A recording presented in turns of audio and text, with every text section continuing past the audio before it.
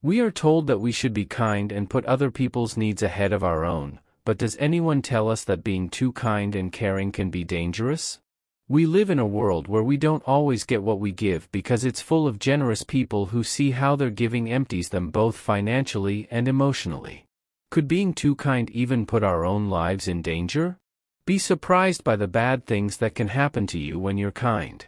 Today, I'll tell you 8 bad things that can happen to you if you're too nice, and I'll show you 4 tough ways to keep people from taking advantage of you. Let's move on to number 1 without further ado. You will have too high of hopes for people. The Stoics said that we should accept things as they are and not depend on what other people do to make us happy. Giving without asking too much in return keeps you from being disappointed and helps you practice emotional separation, which gives you a calmer mind. Whether we are aware of it or not, it's hard for us to be fully selfless when we give. When we give everything we have, we expect everyone else to do the same. When it's us who need something important, though, you've gotten people so used to having everything done for them that they'll take it for granted that you can handle everything in their lives and yours, especially your own. Because if you don't take care of your own, why would you take care of other people's? In reality, your hopes of reciprocity won't be met, and you'll end up with a bad mood, tiredness, anger, and sadness. Still, if we look at it objectively, people aren't letting you down. They're just doing what you should be doing, which is taking care of their own tasks. People will only expect you to give them something, which is the second point. The Stoics say that it's important to remember that real worth comes from acting in a way that is good and logical, not from just doing what other people want. Moderation and giving in a balanced way help you stay in charge of your actions and keep you from getting into habits that hurt your mental health.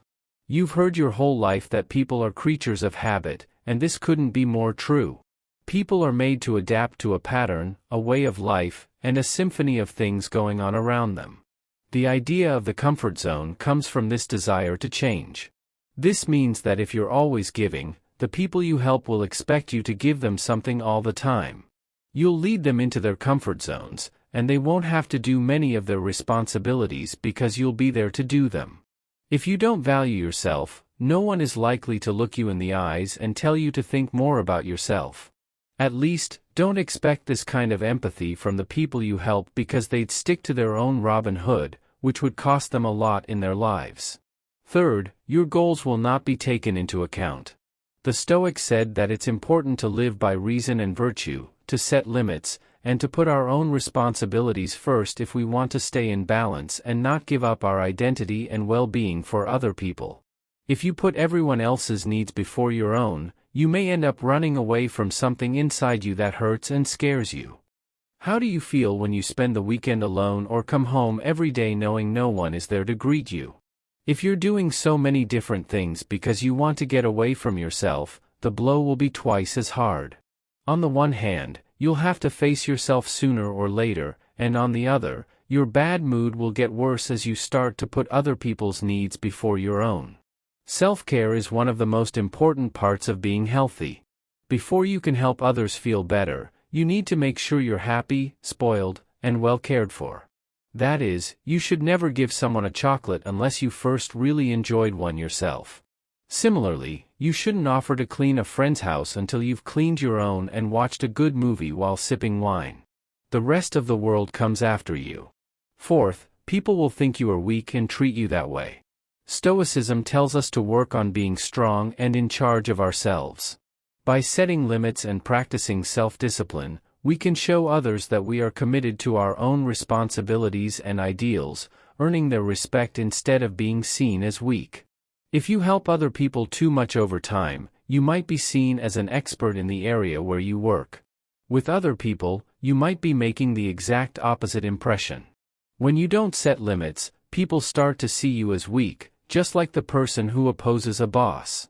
So much so that they'll come to you to get rid of their responsibilities because they know you won't say no. On the contrary, as soon as you use this magic word, they will start to feel something for you they never thought they would: respect. You'll have a lot of buts or people who only come to you when they need something. Stoicism teaches us how important it is to be smart and wise by choosing who to help. With self-control and perspective, We can tell the difference between real people and those who want to take advantage, so we don't waste our time or energy on things that don't help. People who thought you were a good friend all of a sudden only want to hang out with you when they need something. If you think about it logically, it's not so unlikely that this could happen to you, since most people don't invite their employees or coworkers to have coffee with them, let alone a beer. What's going on with you makes sense, but that doesn't mean it's fair. So you need to learn how to handle the methods I'll tell you about at the end to keep people from taking advantage of you. Sixth, you'll only get people who want something and never those who want to give. With patient judgment, we can build relationships that are real and good for both parties. People come into our lives because their energies match up with ours. That is, if we vibrate low, we attract people who are negative, depressed, have dark souls, and want to hurt us. When our vibrations are high, on the other hand, we draw people who are full of good energy, kindness, excitement, hard work, and joy. Because of this, when we give to everyone, we lose so much energy that we start vibrating at a low frequency. This makes needy people feel drawn to us, as well as opportunists who don't even want to help and only want to take what they can from us and leave without even saying thank you. Seventh, you could end up getting hooked on something. The Stoics taught people to be calm and in charge of themselves. Self-discipline in giving keeps us from getting stuck in bad habits and lets us keep a good relationship with our actions and choices. When shortage is a regular part of our lives, the need for something grows, which is the best way to get addicted. So one day, someone close to you might notice that you drink too much and not just spring water. They might also notice that you eat too much or even gamble too much. Pay close attention to what someone who cares about you says, because your first instinct may be to get mad at them and tell them you don't have any problems. But this is how people usually act when they are so caught up in their own problems that they can't see that they have one. Always remember that people who care about you want what's best for you. So pay close attention to what they say, because they're trying to help you stop falling and move forward. Number 8, you'll make people think twice. Stoicism tells us to do good things no matter what other people think of us. By focusing on living in line with our beliefs and principles, we build a good image that can withstand false accusations. No matter how much we'd like things to be different, the truth is that there aren't that many kind people in the world. So if you are one, people will be suspicious of you instead of being impressed and thankful. It won't be long before your kindness makes people wonder what's going on with you and what plans you have that you don't tell anyone about. This could mean you've met a group of suspicious people, but it's more likely that they're just being honest.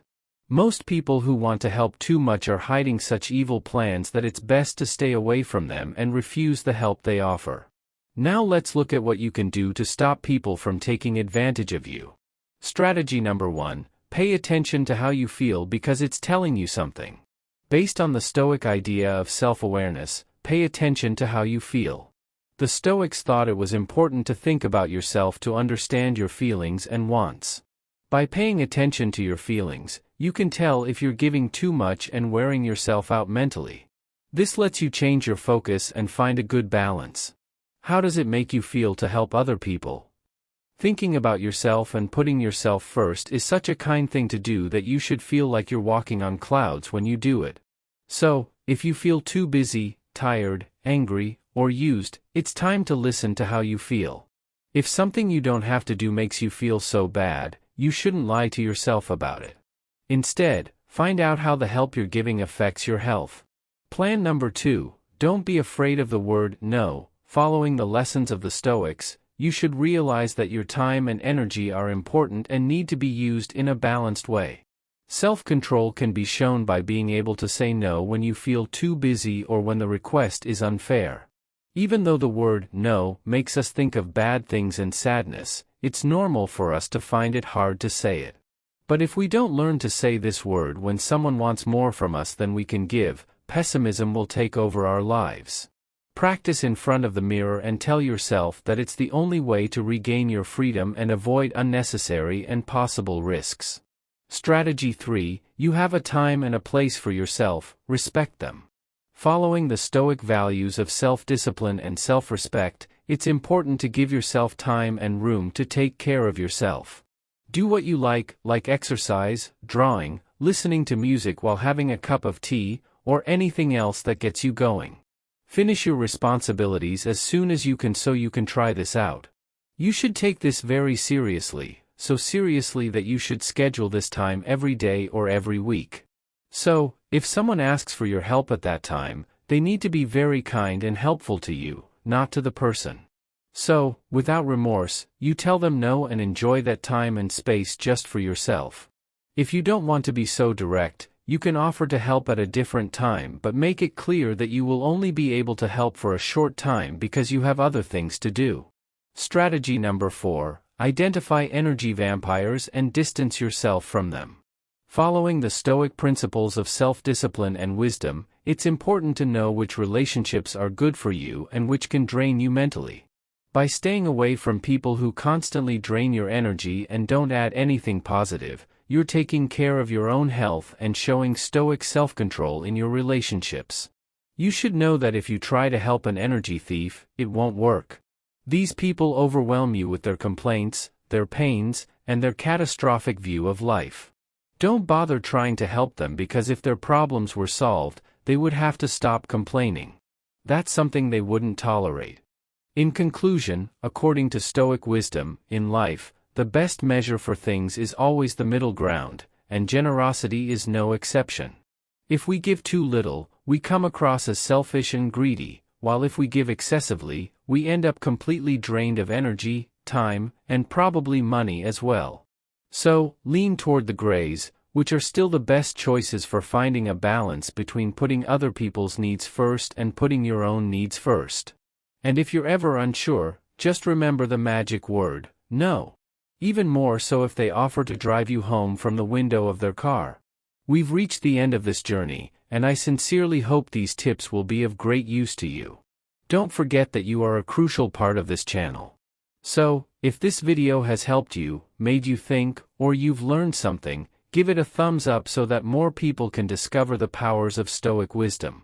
And if you haven't already, don't forget to check out our ebook about Stoicism and how to apply it in your own life. Subscribe for a daily dose of Stoic wisdom and growth.